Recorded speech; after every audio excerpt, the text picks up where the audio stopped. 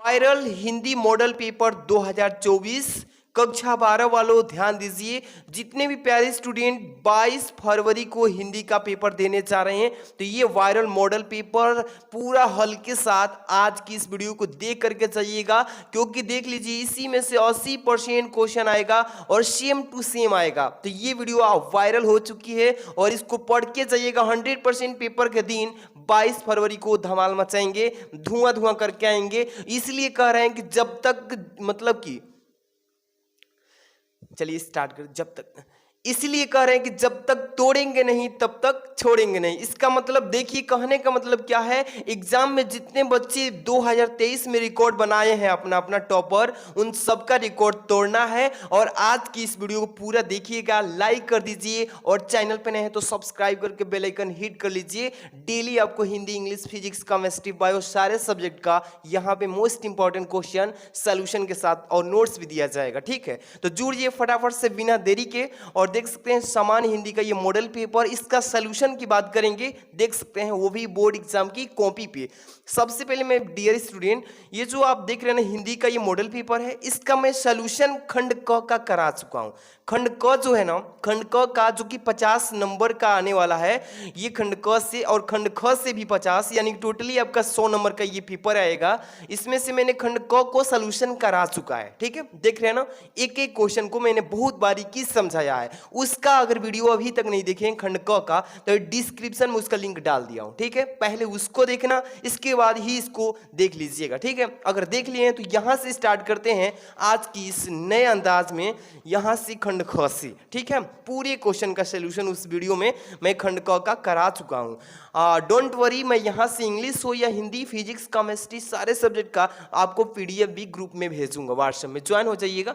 सबसे पहले यहां से स्टार्ट करता हूं बाबू, देखिएगा ये जो लिखा है खंड ख, ये खंड ख से स्टार्ट होने वाली है वीडियो। और इस वीडियो में मैं पूरे खंड ख का क्वेश्चन इसी वीडियो में दे देता हूं। ठीक है, तो चलिए सबसे पहले जो खंड ख आएगा ये 8 नंबर प्रश्न से आने वाला है। ठीक है, 8 नंबर में कि क आएगा और ख भी आएगा। तो ये देखिए 8 नंबर जो प्रश्न आएगा, इसमें क नंबर में पूछेगा कि दिए गए संस्कृत गद्यांशों में से किसी एक का संदर्भ सहित हिंदी में अनुवाद कीजिए, जो कि 7 नंबर का ये पेपर में आने वाला है। ठीक है, जैसे कि यहाँ पे देखिए एक ऊपर गद्यांश दिया है, अथवा में भी दिया है नीचे। तो चाहेंगे ना तो इसमें से जो आपको आ रहा होगा आसानी से उसी को करना है, एक को छोड़ देना है। चलिए मैं सलूशन बताऊंगा। सबसे पहले तो ये संस्कृत का जो गद्यांश दे रखा है बाबू, इसको सॉल्व करने का तरीका मालूम होना चाहिए। पेपर में एक एक नंबर आप लोग के लिए कीमती होता है, जानते हैं। चलिए देखिए दिया है ना कि यहाँ पे गद्यांश की महामना विद्वान वक्ता धार्मिको नेता पटुव पत्रकारश्चित, यहाँ पे परमस्य सर्वोच्च गुण जनसेवा आसीत, यत्र कुत्रापि अयम जनानम दुखानितः पीड्यासना पश्चातम तत्रैव सह शीघ्रमेव उपस्थितः सर्वविधनम सहाजनच अकरोत्। यहाँ पे कह रहा है कि प्राणी से अस्य स्वभाव एवासित। जैसे ही आपने इस पूरी गद्यांश को पढ़ा है तो आपको इसका क्या करना है बाबू, पहले तो इसका संदर्भ लिखने के बोला है कि किस पार्ट से, इसका संदर्भ लिख दिए फटाफट से। ठीक, इसके बाद इस पूरी संस्कृत का जो भाव होगा वो हिंदी में बता दीजिए कि इसका मतलब क्या कह रहा है, बस अनुवाद कर देना है तो 7 नंबर मिलेगा। चलिए सबसे पहले खंड ख को कैसे सॉल्व करना है यहाँ पे चलिए। एक एक क्वेश्चन को बाबू मैंने सॉल्व करा चुका है उस वीडियो में 5 से। यहाँ से आप देख रहे हैं ना, यहाँ से मैं आगे कंटिन्यू करूँगा, एक एक क्वेश्चन को बहुत ही बेस्ट तरीके से बताने चल रहा हूँ। सबसे पहले तो ये वाला गद्यांश कर रहे हैं तो इसका संकेत डालेंगे। सबसे पहले खंड ख लिखिएगा, जैसे कि ऊपर मैंने बता रखा है क्या लिखना है, खंड ख। ठीक है, ऐसे ही इसी फॉर्मेट में लिखेंगे तो ही नंबर मिलेगा। इसके बाद है प्रश्नोत्तर संख्या 8 का क। ठीक है, इस तरीके से लिखेंगे। इसके बाद लिखेंगे संकेत कि दोनों गद्यांश में से आप कौन सा गद्यांश कर रहे हैं। ठीक है, ये कर रहे हैं या ये कर रहे हैं। तो आप ये कर रहे हैं तो शुरू में संकेत में 2-3 शब्द लिख के लास्ट वाला डॉट डॉट करके लिख दीजिएगा, जैसे कि महामना विद्वान डॉट डॉट स्वभाव एवासित, लिख दिए ना, इतना क्लियर है। अब इसका संदर्भ लिखेंगे महामना विद्वान वाला वक्ता वाला। ठीक है, तो लिखेंगे यहाँ पे ध्यान दीजिएगा संदर्भ हेडिंग डालिएगा कि यह गद्य खंड हमारी पाठ्य पुस्तक के संस्कृत भाग में संकलित महामना मालवीय नामक पाठ से लिया गया है, यानी कि अवतरित है। इतना ही लिख देंगे ना तो आपका कितना नंबर मिलेगा बाबू? 2 नंबर मिल जाएगा। ऐसे ही साफ साफ अच्छे से लिख देना है, ठीक है। इसके बाद इस चीज को अनुवाद करना है जो दिया है ये, ठीक है, कि महामना विद्वान वक्ता धार्मिको नेता पटुआ पत्रकारिश्चित, यानी कि कह रहा है इसमें, यहाँ पे हेडिंग डालेंगे सबसे पहले अनुवाद का, ठीक है। इसके बाद लिखेंगे कि महामना विद्वान वक्ता धार्मिक नेता एवं कुशल पत्रकार थे, ठीक है। क्या थे? पत्रकार थे। इसके बाद कह रहा है कि परमस्य सर्वोच्च गुणम जनसेवा आसित, यानी कि किंतु इनका सर्वोच्च गुण जनसेवा ही था, यानी कि इनका सबसे जो अच्छा गुण था वो लोगों की सेवा करना था।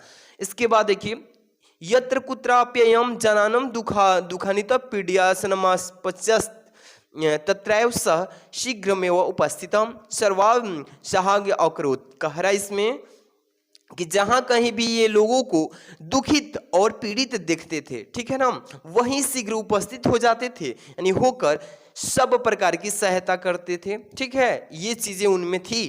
अब देखिए इसके बाद प्राणी अस्य स्वभाव एवासित, यानी कि कह रहा है कि प्राणियों की सेवा आज इनका स्वभाव ही था, ठीक है। इतना लिख देंगे। इसके बाद ज्यादा नहीं लिखना है, मैं तो यहाँ पे थोड़ा सा आगे बढ़ा के भी लिखा हूँ, जितना कह रहा है उतना ही टू द पॉइंट लिखना है।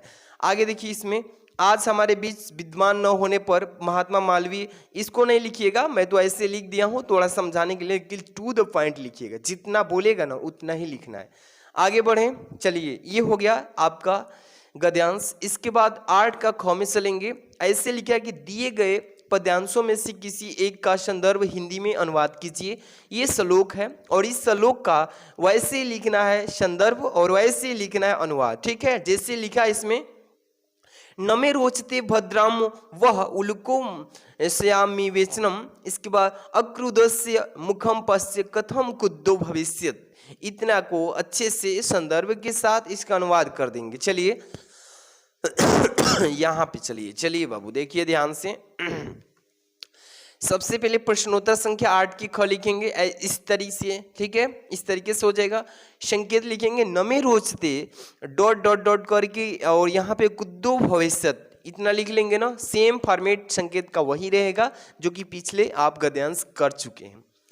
यहाँ पे कह रहा है कि नमे रोचते भद्राम वह उल्क वेचनम। इसका मतलब, इसका संदर्भ पहले लिखेंगे इस गद्यांश श्लोक का कि प्रस्तुत श्लोक हमारी पाठ्य पुस्तक के संस्कृत भाग में संकलित जातक कथा नामक पाठ से उलुक जातकम शीर्षक से उद्धृत है। तो ये 2 नंबर का कार्य कर लिया आपने।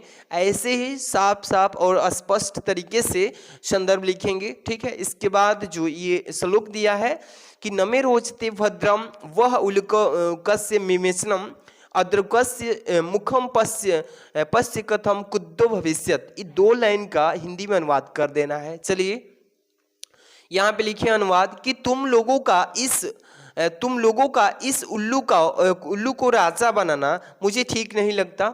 इसे समय के क्रोधहीन मुख को ही देखो, कुछ होने का यह कैसा मतलब हो जाएगा, ठीक है। ये कह रहा है इस लाइन का भाव। ये हो गया ना, तो 8 नंबर क्लियर हो गया, 8 के क ख दोनों। इसके बाद ही क्वेश्चन नंबर 9 स्टार्ट होगा कि निम्नलिखित मुहावरों में से किसी एक का अर्थ लिखकर के वाक्यों में प्रयोग कीजिए। देखिए 3 1 2 3 एक और उधर दिया है, ठीक है। तो यहाँ पे पहले समझिए, कह रहे कि तलवार की धार पे चलना का अर्थ बता दीजिए और वाक्य में प्रयोग कर दीजिए, आपको हम 2 नंबर दे देते हैं, ये कह रहा है। लेकिन हाँ किसी एक को ही करना है, जिसे टक्कासार जवाब देना, दाल में काला होना, इसका दे सकते हैं, या इधर भी दिया है नमक मिर्च लगाना। तो चारों में से किसी एक विषय पे आपको अर्थ के साथ वाक्य प्रयोग कर देना है। जैसे कि यहाँ पे मैं बता देता हूं पहले नंबर का कि तलवार की धार पे चलने का मतलब क्या होता है। यहाँ पे देखिए, सबसे पहले तो प्रश्नोत्तर संख्या डालिएगा। प्रश्नोत्तर संख्या 9 का पहला नंबर कर रहे हैं ना ऑप्शन, ठीक है। पहला नंबर में क्या था बाबू कि तलवार की धार पे चलना, इसका अर्थ क्या होगा कि बहुत कठिन कार्य करना। तलवार की धार पे चलना का मतलब ही होता है कि बहुत कठिन कार्य करना। अब इसी चीज को वाक्य में प्रयोग करना है, ठीक है, वाक्य के रूप में बदलना है इसको। तो प्रयोग लिखेंगे हेडिंग और लिखेंगे इस तरीके से कि मैंने इस कार्य को कैसे किया, यह तो तलवार की धार पर चलने के ही समान था, ठीक है, समान है। तो ये क्वेश्चन को ऐसे इस अंदाज में उत्तर लिखना है, समझ में आ रहा है ना। ये क्वेश्चन हो गया। इसके बाद ही हम चलेंगे यहाँ पे नया सिलेबस जो चेंजिंग किया है, इस बार संधि और विभक्ति जो है ना उसको चेंज कर दिया है। हटाने के बाद 10 नंबर प्रश्न पे ये क्या रखा है देख लीजिए कि अपठित गद्यांश पर आधारित निम्नलिखित प्रश्नों के उत्तर दीजिए। अपठित गद्यांश दिया है, इसको बढ़िया से पढ़ेंगे। फिर इसमें 3 प्रश्न दिया रहेगा, इन तीनों प्रश्नों का उत्तर लिखना होगा। या नीचे भी दिया है, देखिए नाटक प्राचीन से इसको कर सकते हैं या इसको, किसी एक को करना है बाबू। तो आपको मैं पहला ही बता देता हूं, देखिएगा वायरल क्वेश्चन से ये सभी के सभी बढ़िया से समझना होगा। देखिए लिखा है क नंबर कि यह कहना एक भूल है, यह कहना एक भूल है कि इच्छा, असंतोष, लोभ आदि के कारण मनुष्य आगे बढ़ने को प्रेरित होता है, ठीक है ना। इसके बाद तथा समृद्धि प्राप्त करता है। वास्तव में इस इच्छा, असंतोष, लोभ आदि के कारण समाज में शोषण, कुटिलता, अत्याचार, भोग वृत्ति एवं अशांति को प्रोत्साहन मिलता है। लोभ के कारण एक मिल खोकर यानी कि शोषण की चक्की चलाई जाती है। हमें इच्छाओं का दमन नहीं करना है बल्कि इनका उदातीकरण करना है, ठीक है ना, इसका मतलब निपटारा करना है, ठीक है। इसके बाद सम्मान करना है, उन्हें स्वस्थ दिशा देने हैं। सत्पुरुष कर्तव्य भावना से प्रेरित होते हैं, आदर्शों से प्रेरणा प्राप्त करते हैं। जैसे ही अपने पूरा अच्छे से पढ़ेंगे ना, इसमें प्रश्न पूछेगा, ये तो अपठित होता है, ये जरूरी नहीं है कि सेम जो मैं ये बता रहा हूँ अपठित गद्यांश यही आएगा, नहीं, ऐसा ही ठीक कहानी के बेस पे रहेगा जिसका जवाब इस प्रश्नों का इसी में से देना है। चलिए मैं बता देता हूं कि लेखक के अनुसार इच्छा, लोभ आदि का क्या परिणाम होता है, बताइए क्या होता है। चलिए हल करने का तरीका बता देता हूं, इसके ठीक बाद मैं आगे आपको लेकर के चलने की कोशिश रखूंगा कि बेस्ट से बेस्ट तरीका आप जान जाइए। हाँ चलिए, थोड़ा सा जो है तबीयत डिस्टर्ब चल रहा है। देखिए प्रश्न उत्तर संख्या 10 का क लिखिएगा। इस तरीके से संकेत भी लिखना के बता देता हूं कि ये दोनों में से कौन सा आपने किया है। तो संकेत लिखिए, यह कहना एक डॉट डॉट डॉट ए से ऊपर उठ जाए, यहाँ से ऊपर उठ जाए, ठीक है, आप कर लिया ना। इसके बाद ये प्रश्न कर रहा है कि लेखक के अनुसार इच्छा, लोभ आदि का क्या परिणाम होता है। लिखेंगे यहाँ पे कि लेखक के अनुसार वास्तव में इच्छा, असंतोष, लोभ आदि के कारण समाज में शोषण, क्या चीज, शोषण, कुटिलता, अत्याचार, भोगवृत्ति एवं अशांति को प्रोत्साहन मिलता है। यही चीज इस प्रश्न में पूछा है और टू द पॉइंट क्वेश्चन का आंसर देना है, साफ साफ लिखना है, ठीक है। इसके बाद आदर्शों की रक्षा के लिए सत्पुरुष का क्या रुख होना चाहिए। तो इसी प्रश्न में कि सत्पुरुष कर्तव्य भावना से प्रेरित होते हैं, आदर्शों से प्रेरणा प्राप्त करते हैं एवं निस्वार्थ तथा इच्छा मूर्ति होकर के भी धीरे धीरे साहसपूर्वक कर्म करते हुए उन्नति की मतलब कि शोभा प्राप्त करते हैं, वही चीजें स्वतः प्राप्त होते हैं। तो इसका प्रश्न का उत्तर यहाँ पे लिख लीजिएगा, सेम बना करके ही देना है, कोई चीज नहीं है कि हाँ इसका आंसर ये क्वेश्चन अंक गणित का है तो इसको हल करेंगे तो आंसर आएगा, नहीं, इस प्रश्न का इसी में से खोज के देना है। जैसे इसमें लिख दिया है कि इच्छाओं का उदातीकरण का अर्थ बताइए, यहाँ पे दिया है उदातीकरण लिखा है ना, इसमें इच्छाओं का उदात्तीकरण यानी साधक का कर्तव्य अपने और समाज में भले के लिए व्यक्तिगत इच्छाओं से ऊपर उठ जाएं, ये चीजें। तो यहाँ पे लिख देंगे उदात्तीकरण यानी कि उदात्त स्वरूप प्रदान करने की क्रिया है, ठीक है, ये चीजें इस तरीके से मेंशन कर देना है। अब देखिए किसी एक को करना था बाबू, ये तो कर लीजिए या कोई अपने से कर लेना। हाँ चलिए 11 नंबर प्रश्न पे आ गए हैं कि निम्नलिखित शब्द युग्मों का सही अर्थ का चयन करना है इसमें, ठीक है।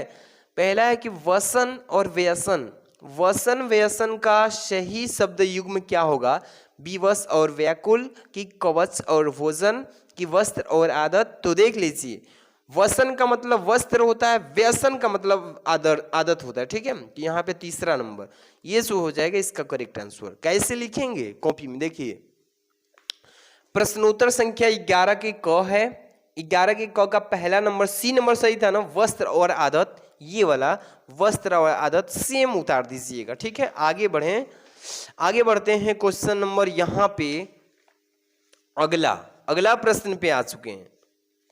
ये प्रश्न हम हाइड कर दिए क्या, थोड़ा सा इधर आना पड़ेगा प्रश्न पढ़ने के लिए। देखिए क्या बोला है बाबू कि अम्बुज और अम्बुद दोनों का अर्थ क्या होगा। चलिए इधर उलाटते हैं, चलिए अम्बुज और अम्बुद, तो बादल और समुद्र, जल और कमल, कि कमल और बादल, कि समुद्र और कमल।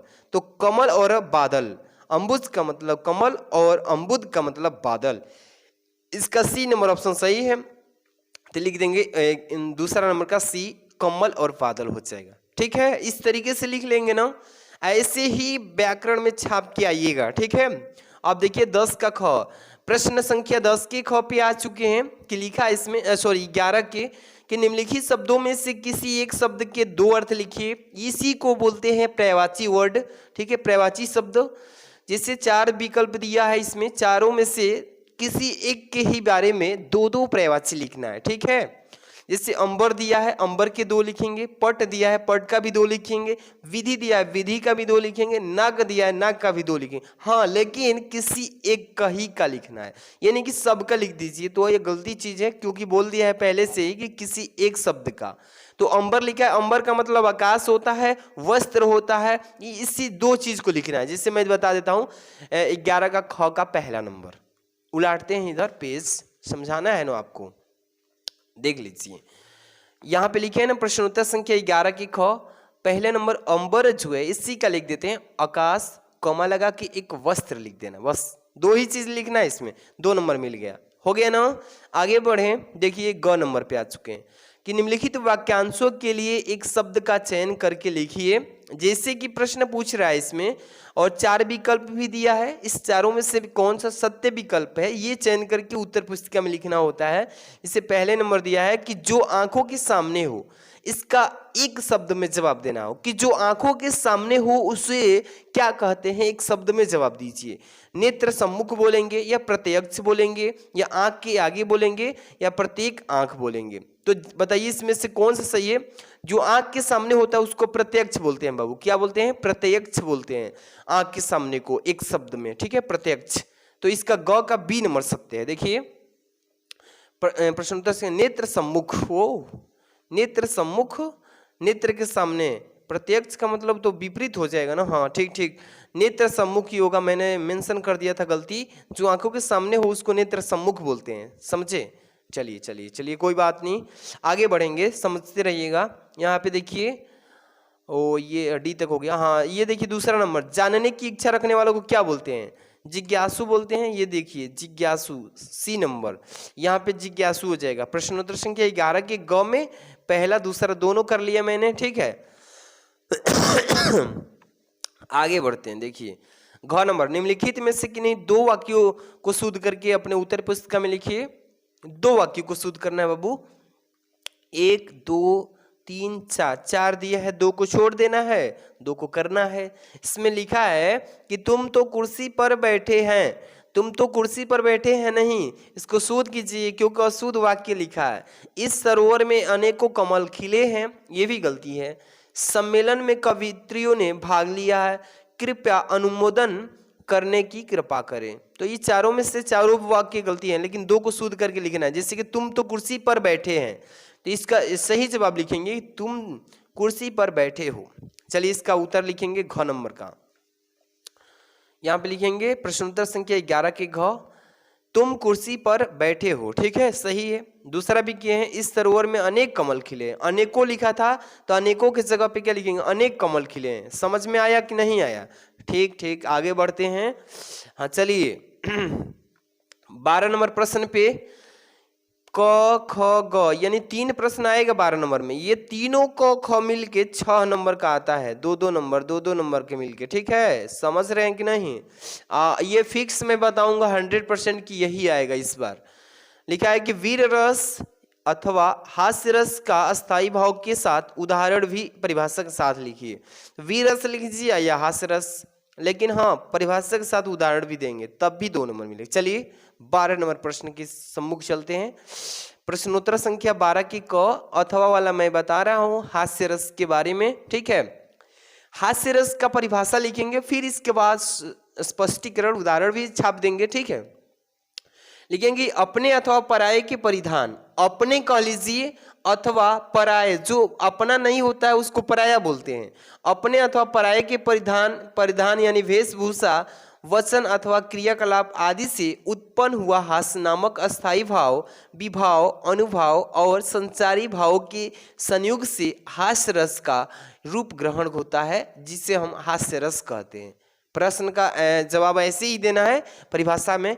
अब इसके बाद स्पष्टीकरण उदाहरण हम करेंगे, तब जाके आगे बढ़ेंगे, ठीक है। चलिए ध्यान दीजिएगा, उदाहरण हेडिंग लगाएंगे, लिखेंगे कि नाना वाहन नाना वेशा, विहसे शिव समाज निज देखा, को मुखहीन विपुल मुख काहू, बिन पद कर को बहु पद बाहू। ये रहेगा उदाहरण इस हास्य रस का, ठीक है।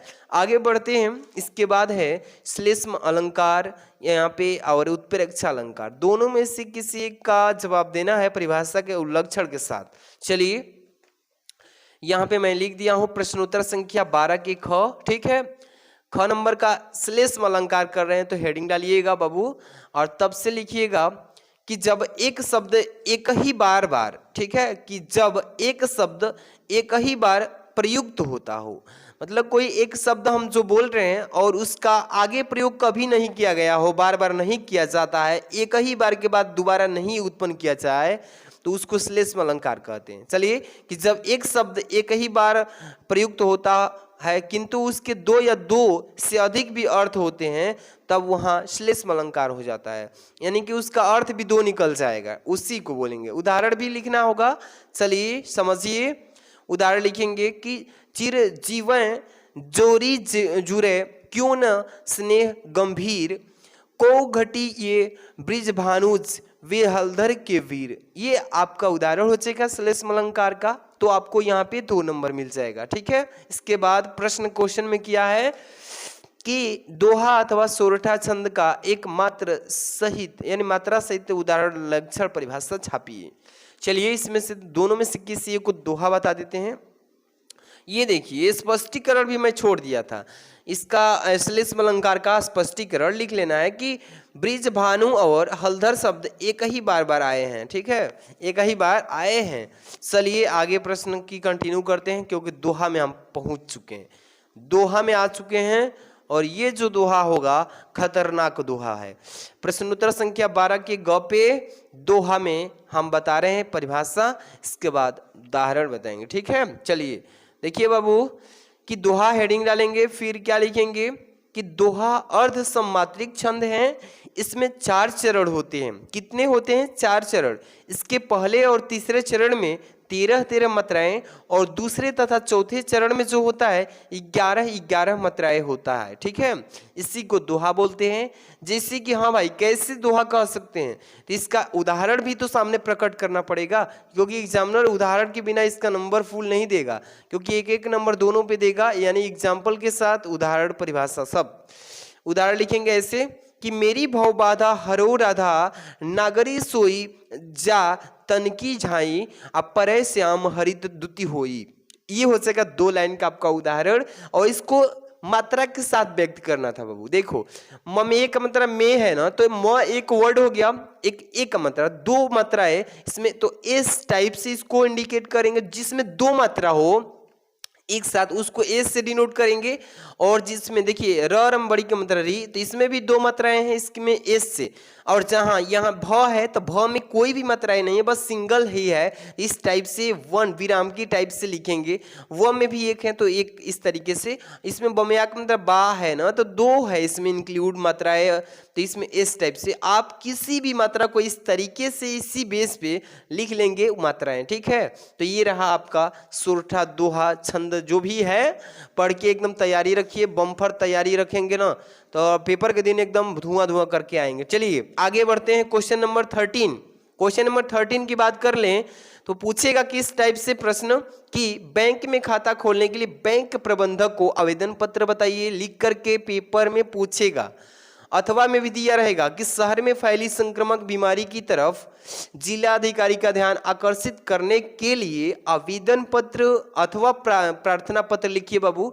तो देखिए दोनों में से किसी एक को ही लिखना है, जो कि ये 6 नंबर का सिंगल प्रश्न है, समझ रहे हैं ना।